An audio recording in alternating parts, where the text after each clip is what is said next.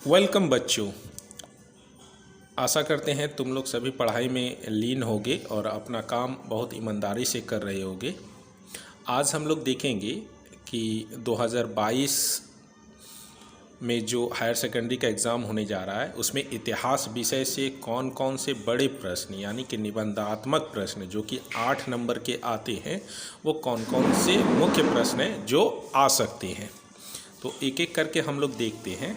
बच्चों, आप लोग ये याद रखिएगा कि इतिहास विषय से जो निबंधात्मक प्रश्न आते हैं वो 2 ग्रुपों में बटे होते हैं, एक ग्रुप ए और एक ग्रुप बी। यानी कि प्रत्येक ग्रुप से आपको कम से कम 2 प्रश्न करना है और फिर 4 प्रश्न करने के बाद किसी भी ग्रुप से 1 प्रश्न आप कर सकते हैं। यानी कि अधिकतम किसी ग्रुप से आप 3 ही प्रश्न कर सकते हैं, उससे अधिक नहीं कर सकते हैं। कोरोना काल में चूँकि 3 लेसन आपका रिड्यूस किया गया है, इसलिए लेसन 1, 3 और 4 को मिलाकर ग्रुप ए बनेगा और लेसन 5 और 6 को मिलाकर ग्रुप बी बनेगा। यानी कि 1, 3, 4 से 4 क्वेश्चंस आएंगे और लेसन 5 और 6 से 4 क्वेश्चन आएंगे। तो एक एक करके हम लोग देख लेते हैं अच्छी तरह से। तो पहला जो सबसे इम्पोर्टेंट प्रश्न है वो यह है कि संग्रहालय का अर्थ लिखिए।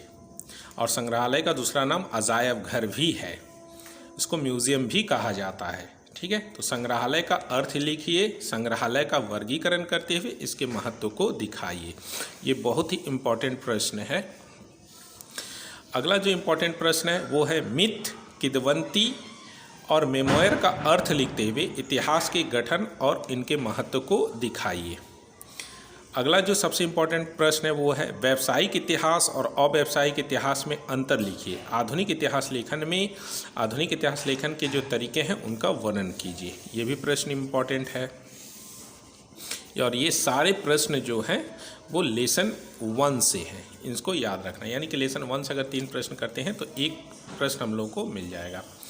अगला प्रश्न है औद्योगिकीकरण से क्या समझते हो और इसके कारण और प्रभावों का वर्णन कीजिए। ये बहुत ही इम्पोर्टेंट प्रश्न है इस बार के लिए, जो कि लेसन 3 से है।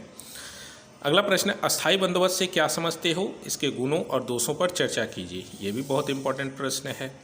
और इसके अथवा में ये प्रश्न आ सकता है कि भारत में ईस्ट इंडिया कंपनी द्वारा लागू किए गए विभिन्न भू राजस्व व्यवस्था का वर्णन कीजिए। तो इसके अंतर्गत हम लोगों को अस्थायी बंदोबस्त लिखना होगा, रैयतवाड़ी व्यवस्था लिखना होगा और महलवाड़ी व्यवस्था लिखना होगा। तो अस्थायी बंदोबस्त इस बार ज़्यादा इम्पोर्टेंट है। अगला इम्पोर्टेंट प्रश्न है भारत में रेल मार्ग की स्थापना के उद्देश्यों और प्रभावों को लिखिए। ये भी बहुत इंपॉर्टेंट प्रश्न है।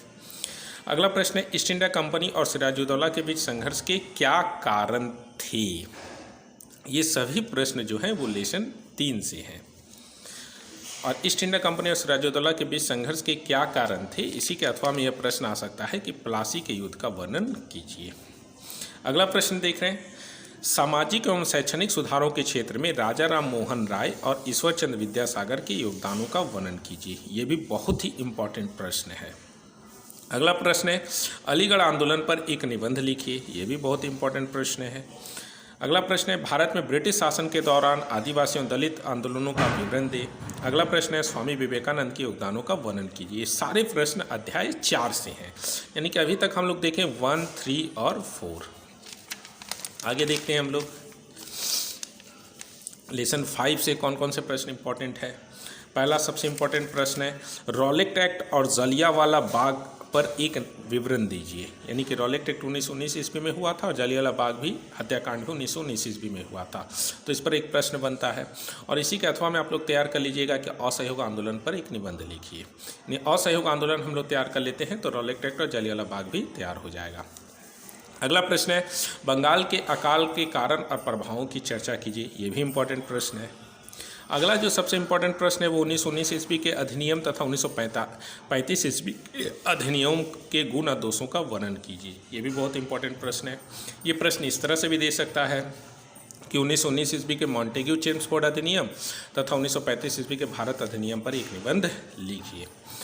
अगला सबसे इम्पोर्टेंट प्रश्न अध्याय 6 से जो है वो है 1942 ईस्वी के भारत छोड़ो आंदोलन पर एक निबंध लिखिए। बहुत इंपॉर्टेंट प्रश्न है। इसी के अथवा में याद रखिएगा आप लोग क्रिप्स प्रस्ताव का एक विवरण प्रस्तुत कीजिए। यानी क्रिप्स प्रस्ताव और 1942 थोड़ा सा मिलता जुलता है। अगला प्रश्न है बहुत इंपॉर्टेंट स्वतंत्रता संग्राम में सुभाष चंद्र बोस के योगदानों का वर्णन करें। ये भी बहुत ही इंपॉर्टेंट प्रश्न है। अगला सबसे इंपॉर्टेंट प्रश्न 1946 ईस्वी के नौसेना विद्रोह का संक्षेप में परिचय दीजिए। ये भी लेसन 6 है, ये भी बहुत ही इंपॉर्टेंट प्रश्न है। तो हम लोग देख लिए 1, 3, 4, 5 और 6। बच्चों, जो सबसे महत्वपूर्ण चीज़ है वो आप लोग एक चीज़ ध्यान रखिएगा कि चीन से आप लोगों का एक प्रश्न बनता है। तो चीन से 3 प्रश्न दिया जा रहा है, आशा करते हैं एक प्रश्न आ जाएगा। तो पहला प्रश्न क्या है जो सबसे इंपॉर्टेंट है, 4 मई आंदोलन के कारण और प्रकृति का वर्णन कीजिए। दूसरा है नानकिंग की संधि का विवरण प्रस्तुत कीजिए, यानी कि नानकिंग की संधि की शर्तें क्या थी उसको बताना है। इसी के अथवा में एक क्वेश्चन पूछ सकता है कि चीन द्वारा किए गए यूरोपीय शक्तियों के विभिन्न अपमानजनक संधियों का एक विवरण प्रस्तुत कीजिए। ये भी बहुत ही इंपॉर्टेंट है। अगला इंपॉर्टेंट प्रश्न है कैंटन बंदरगाह प्रणाली क्या थी। ये चीन में से 3 प्रश्न में से आशा करते हैं कि एक प्रश्न जरूर आ जाएगा। अन्य जो इंपॉर्टेंट प्रश्न है उसको भी हम लोग एक बार देख लेते हैं। वह है कि माउंटबेटन प्लान या भारतीय स्वाधीनता अधिनियम का वर्णन कीजिए। शॉर्ट में आप लोग याद रखिएगा मेरठ षड्यंत्र केस क्या था। अगला एक प्रश्न तैयार कर लीजिएगा 1909 ईस्वी के माल्लो मिंटो सुधार अधिनियम का वर्णन कीजिए।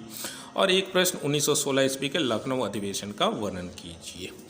बच्चे, इन सभी प्रश्नों को तैयार कर लीजिएगा। इसमें से 10 प्रश्न आप लोगों के आसानी से परीक्षा में आ जाएंगे। Best of luck.